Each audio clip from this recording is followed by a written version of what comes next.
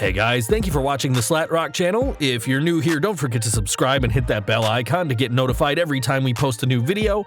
And if you've already done so, just make sure that it's still active.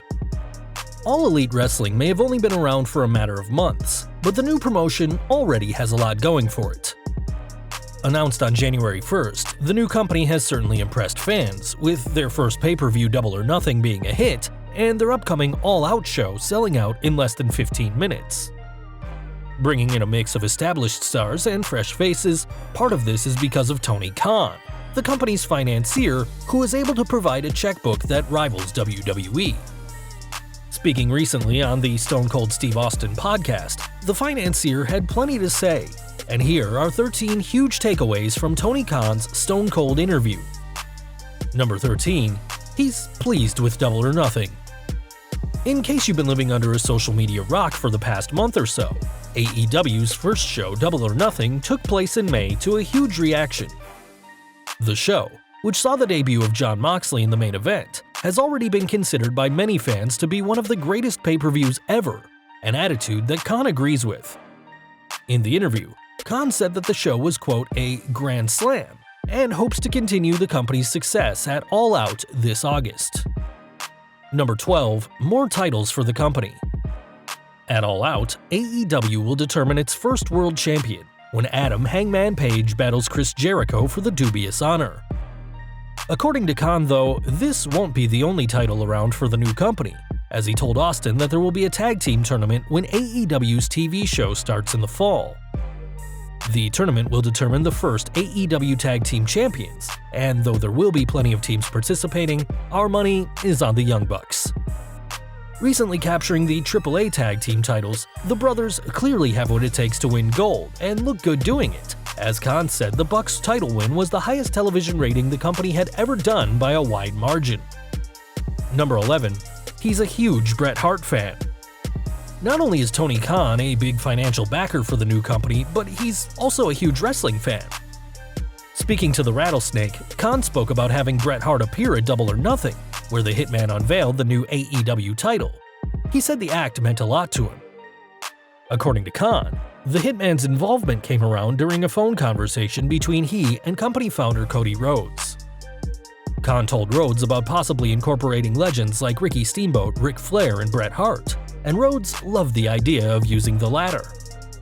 Having a two-time WWE Hall of Famer appear in an AEW ring was a huge score for the new promotion, and it'll be interesting to see which other legends make the jump to AEW in the coming years. Number 10. Where he was during Double or Nothing. As a major player with AEW, it's no surprise Tony Khan attended Double or Nothing, but ever since the event, fans have wondered what role he took at the event. Was he in the skybox, glancing down at the matches and fans a la Ted Turner with WCW? Or was he all hands in, much like Vince McMahon in WWE?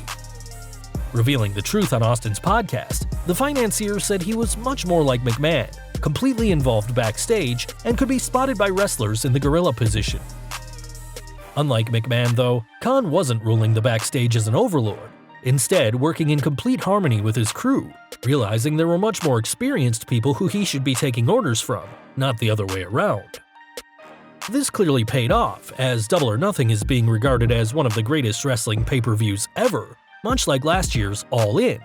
And if the company can keep this momentum going, there's seemingly no limit to what they'll be able to achieve. Number 9. Duration of the weekly show. Between Raw, SmackDown, 205 Live, NXT, and NXT UK, there's no shortage of content to watch on a weekly basis in WWE.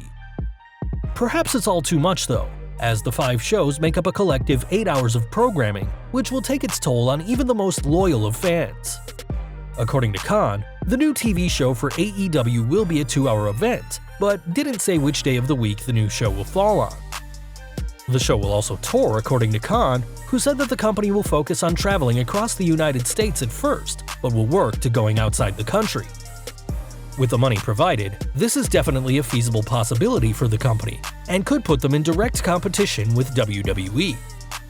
Number 8. The role of Christopher Daniels. Though he may be best known for his time in TNA and as one part of the SCU with Frankie Kazarian and Scorpio Sky, Christopher Daniels can do a lot more than just wrestle.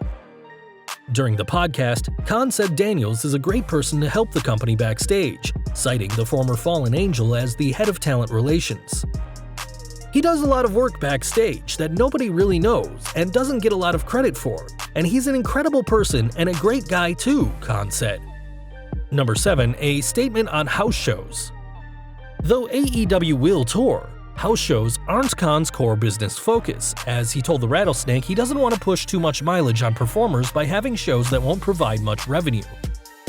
House shows will still occur, though the financier wanted to make it clear that they won't host events like this without top performers. As a prediction, Khan said he would like to get to 100 to 120 events a year, although he doesn't think every wrestler will be on every show. With how quickly their pay-per-views have sold out, it's likely that these house shows will be a hit when the company starts touring. Number 6. There will be no off-season. With how busy and rigorous a WWE superstar's schedule can be, there have been calls for years for the sports entertainment juggernaut to introduce an off-season, allowing wrestlers to rest and recuperate before getting back in the ring. This isn't a rare thing, as almost every sport, including football, basketball, and soccer, include off-seasons, though the company has not implemented one yet. During the interview, Khan said how there will be no off-season for AEW, saying that real wrestling fans don't want to take a single week off. Khan also told Austin that while there will be no off-season, the company won't have wrestlers on the road for 5 or 6 days a week, a great act by the company who wants to protect their talent. Number 5. Fyter Fest will have a pre-show. During the interview, Khan announced that Fyter Fest will have a special 1-hour pre-show, which will air on YouTube before the event itself airs for free on BR Live. Khan said that their next event after Fyter Fest, Fight for the Fallen, will also air free, presumably on BR Live as well, on July 13th this year from Jacksonville. Number 4. Stone Cold recollecting his interview with Dean Ambrose, aka Jon Moxley. Tony Khan may have said a lot during the interview with the Texas Rattlesnake, but Stone Cold had plenty to say about one of AEW's hottest stars at the moment, Jon Moxley. Now, in case you didn't know, Austin hosted a video episode of his podcast with Moxley, then Dean Ambrose, years ago on the WWE Network, and the pair didn't gel. The interview is boring at the best of times and downright cringy at the worst, as it was clear to everyone watching that the two former champions just weren't on the same level, much to the Bionic Redneck's chagrin. Speaking to Khan, Austin reveals that the interview still bothers him, saying, "I was there to get people over and make them come off like $1 million. We came off on the wrong street, kept making left turns, and were never on track. My fans were wondering what was wrong. That interview is one thing I think about almost every single day. It still haunts me." A rare sign of vulnerability by Austin, the Rattlesnake continued, saying how the duo would have a great conversation on the phone not long after, and have no beef with each other, saying, "I think he's gonna come down to Los Angeles and we'll do another podcast together. This has haunted me for so damn long, and when I make someone look the way they're not supposed to look, that haunts me. I'm looking forward to talking to Jon Moxley." In the interview, Khan compared Moxley's revival to Austin's own after being fired by WCW in the mid-90s, and it'll be interesting to see whether Khan will find a way to get the Rattlesnake working with AEW in the future. Number 3. His father's role in AEW. Part of what's made Tony Khan such a big hitter in the financial world is his father, Shaheed Khan, the Pakistani-American billionaire businessman who many fans may know as the owner of the Jacksonville Jaguars. Though Shaheed Khan was at Double or Nothing, his son wanted to make it clear on the podcast that the billionaire has nothing to do with AEW and has no power backstage when it comes to booking. This is definitely good news, as though he may be a billionaire, we'd prefer our booking to be done by people who have decades in the business, instead of just going for the richest person around. Though he may not be too hands-on, Shaheed is still very interested, and according to Tony, took the time to speak to Cody before his Double or Nothing match with Goldust, helping to loosen the former NWA World Champion up. Number 2. His opinion on wrestling. It may seem weird that Khan would have to say this, but the financier has made it clear that All Elite Wrestling will indeed focus on wrestling. In the interview, Khan made it clear that the show will provide genuinely entertaining wrestling, quote, "for the first time in decades," when the TV show launches later this year. A not-so-subtle dig at WWE, Khan also spoke about lapsed fans, who AEW are clearly targeting with their promotion with their highly entertaining matches. One such match at Double or Nothing was Cody Rhodes versus his brother Dustin, a match that Khan and Austin both loved, with the former WWE champion saying, "The basic structure, the story that they told, the history, now the blood, the finish at the end, finally, through all the great things that they did, nothing crazy, nothing high risk, basic, but the timing was there and it was all for a reason." High praise from the Rattlesnake. Khan also enjoyed the match on an emotional level, comparing the bout to Austin versus Bret Hart at WrestleMania 13. It's a very different personal issue, but to me, as far as invoking some kind of emotional response, that's very much to me to that level that was another match that got another 5-star rating in The Observer. Yeah, I absolutely think it was one of the great singles matches.